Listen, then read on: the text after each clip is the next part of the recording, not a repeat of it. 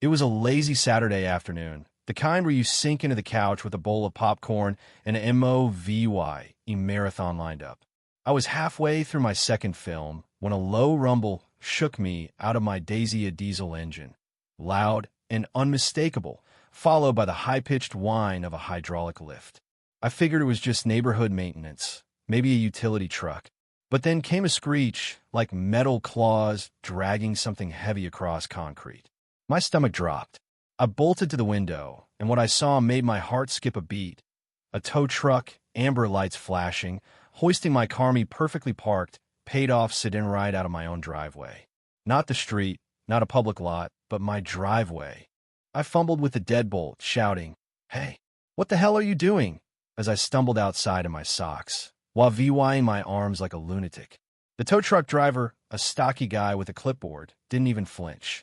Got orders, man. Hua oto vivitan. Just doing my job. That's when I saw her Eleanor Caldwell, or as we all called her behind her back, the queen of Karen standing across the street on her pristine lawn, arms crossed, a smirk plastered on her face. Next to her was a shiny BMW I'd never seen before, parked where my car usually sat. She gave a little wave like we were playing some twisted game and called out, "Checkmate, darling."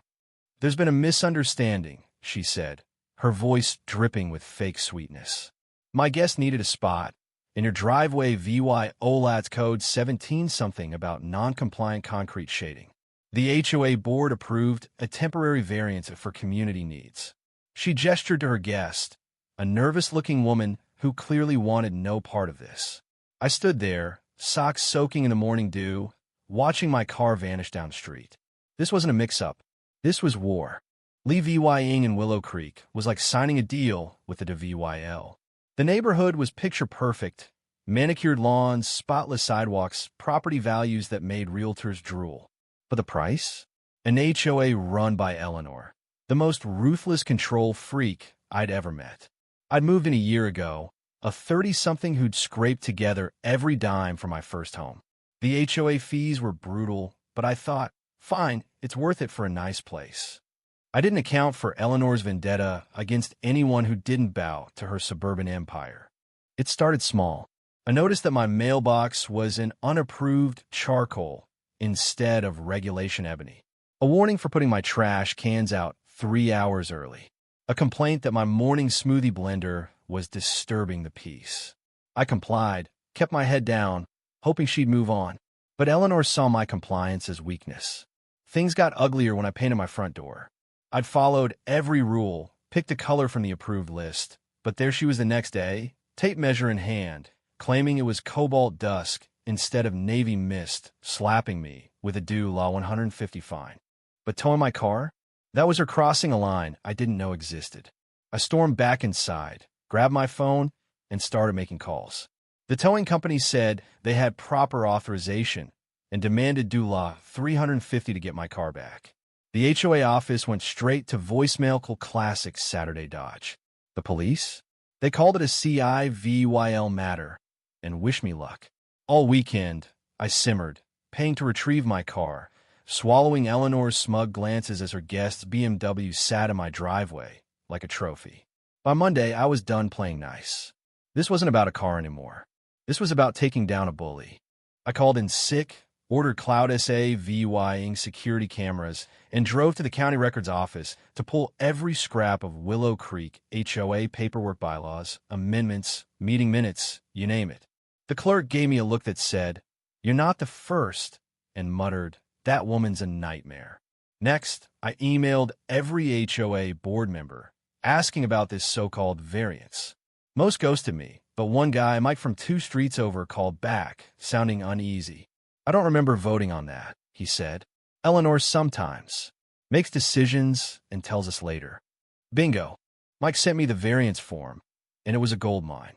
The letterhead was outdated, and his signature added without his consent. I took it to the towing company, where the manager, Greg Larson, got shifty when I mentioned Eleanor. "She's our HOA contact," he said, then clammed up when I asked if his brother, the company's registered owner, was in on it. "You might want to rethink who you work with," I told him, "because I'm filing a police report for fraud, trespassing, and theft."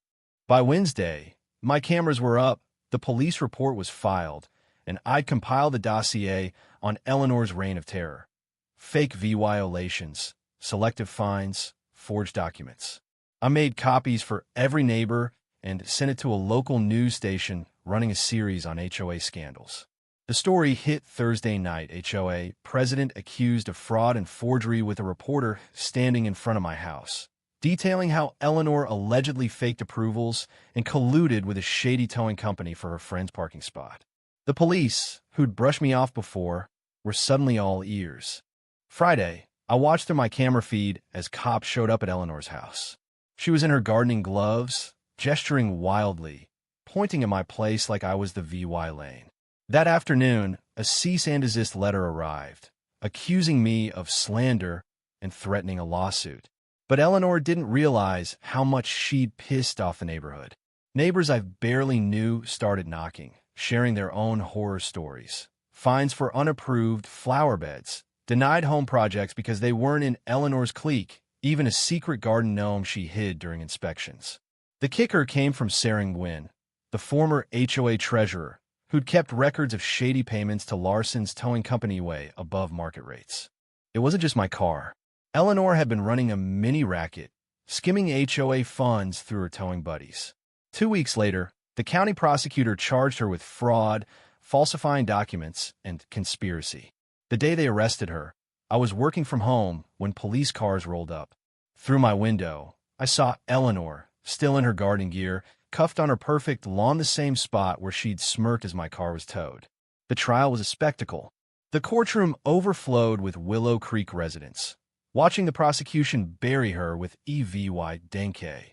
Forged variances, financial records, board members' testimonies, and my security footage of Eleanor laughing as she ordered my car towed to teach me a lesson.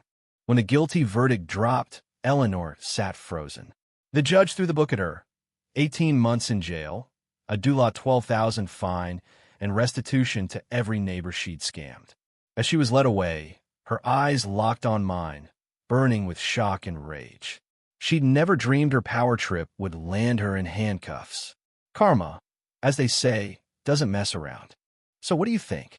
Was I right to go full detective and take Eleanor down? Or should I have just paid the fine and moved on? Have you ever dealt with an HOA tyrant or a neighbor who thought they owned the block? Drop your stories below. Hit that like button if you're Team Karma, and subscribe for more wild tales. Let's keep the conversation going. What's the pettiest thing a neighbor's ever done to you? Thank you for taking the time to listen to today's story on Store of Good Stories. If this story touched your heart or made you think, don't forget to hit like and share the video to spread this positive message to more people. And if this is your first time here, make sure to subscribe and turn on the notification bell so you won't miss any of the meaningful stories we share every week.